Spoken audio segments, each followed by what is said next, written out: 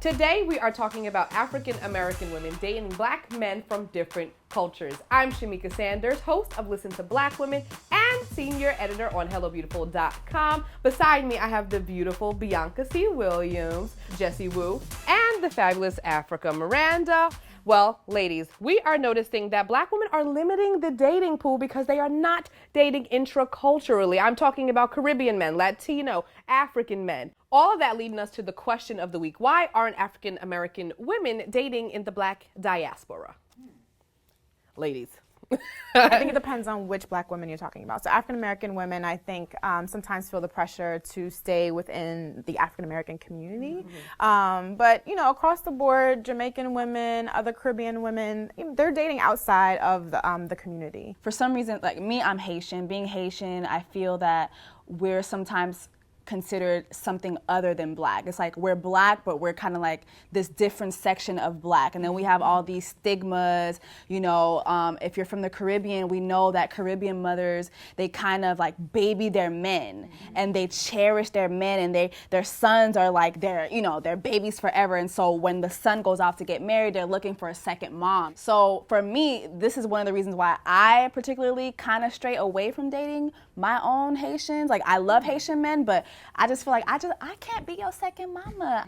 Now, I grew up in the South, and moving to New York was when I was first really exposed to men of other cultures. It was really the first time I dated like Nigerian men or Haitian men. Because growing up in the South, like you're black, you're white, you're mixed. Like there weren't this, even though I'm sure there were people of other cultures, because even my family had that, it just wasn't something that was talked about, or there weren't enough of them that you had, like say in New York, like there's a Jamaican neighborhood, or there's a Dominican neighborhood.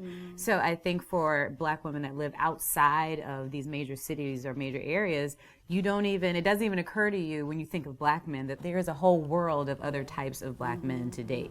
Yeah, and I'm from New York, so to me, I never separated it. There was never a distinction. It was just like, oh, I just date black guys. Right, yeah. You know, I dated a Haitian guy before, and it was nothing other than he was just a black guy. And then you do when Creole. You know, yes. And then when you go to their house, you do see the family dynamic, and you get a little bit of the culture, but that was secondary. It was like I date the man first, and then I find out these things. Let's get into what they are saying on these social media streets. Shania Lachette said, I love Caribbean men. Y'all are my weakness. Y'all attitudes are just wicked, but other stuff make up for that. Think I know what sis is talking about. She talking about that Zozo. She talking about that Zozo. Exactly. This plays both into the stereotypes and the fetishizing of Caribbean men, because as soon as I think of a Caribbean guy, I'm like, oh, he got that wine, so you know that stroke game is up there. And also that, you know, they have this attitude. When I would talk to the women in Jamaica, they would say that African American men, they found them to be, and I'm sorry to say these stereotypes, soft. Not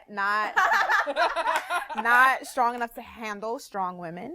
And so Caribbean men, particularly Jamaican men, were seen as confident, a confidence that comes from a very young age, like 12 and up. They feel like they can run the world, they can make something out of nothing, they can take care of you, so that confidence was very sexy. And also this kind of, you know, they may have many girlfriends, but they make you feel special. So again, lyrics, being able to speak to your mind and your body in ways that they felt like African American men didn't put time into to cultivate that kind of love and care and special attention that you need to be valued. Now, I don't have as much experience with Caribbean men, but I have dated a few African guys. They were Nigerian. And what was interesting is that we felt so many, like black women are always told, like, there's no black men to marry because everybody's in prison, they're not as educated. But what I did appreciate is that if you are looking for like a mate or like on equal footing, these guys were very educated. They spoke multiple languages, they traveled all over the world. And I do think that that's something else for, you know, black women to think about, is that if you want to like broaden your horizons and have this global family, your children can have dual citizenship. You know, there's a lot of things. You know, I think broad. And definitely. So that was something that was appealing, that they really exposed me to some things in terms of just how they looked at the world and their worldview that was different from when I had dated just, you know, black guys that were from America. All right, y'all, it's time for the receipts. I want to see the receipts. Jessie, what are the readers saying out there? Well, we asked our readers a couple questions. The first question was this: if you had to date a man that wasn't of African descent, which background, culture, ethnicity, or race would be your first choice? 36% said Caribbean, 33% said Latino, 16% said African, 12% said white, and 3% said Asian. I'm surprised with the African. I thought the African would be upper. Well, it would be higher than the Caribbean Latino. is African. Right, But right, you know, right. that's another show. Come through with the knowledge, that's another. True or false? Many African American women feel the pressure to exclusively date African American men. 50% said yes, 50% said no. So it's kind of like a split there. I can understand that. Yeah. And again, I think age-wise, it matters. I think some of the younger women are feeling like, I got options, I got agency, I got choices, I got degrees, let me make this happen. Some of the older women are feeling a little bit more connected and committed to being aligned with their brothers. So, Bianca, you wrote a book about this, The Pursuit of Happiness. Can you get into it a little bit? So I went to Jamaica to study race and diaspora, actually, to figure out whether or not Black folks in Jamaica and Black folks in the U.S. were experiencing race in the same way. No. We are not. We experience Blackness very differently. But I came across this fabulous group of women from Girlfriend Tours International. It was a group of women who brought African-American women from the U.S. to Jamaica for traveling. And Stella, the movie and the film, has a lot of impact on how Black women imagine themselves as travelers. They weren't necessarily looking for men, but they are experiencing the game that Jamaican men have, the songs, the beautiful beach, all the fantasy of romance that Jamaica has. And so they're going back to Jamaica to be valued and to be seen and to be objects of desire. And they feel like they can't do that in the U.S. So ladies, after this whole conversation, what I've learned is to create your own happiness. And I think that you should date openly. I think that you should date wholeheartedly and figure out who the man is, but let all these other boundaries come afterwards. Fall in love first. Just go head first for it. We need to free ourselves.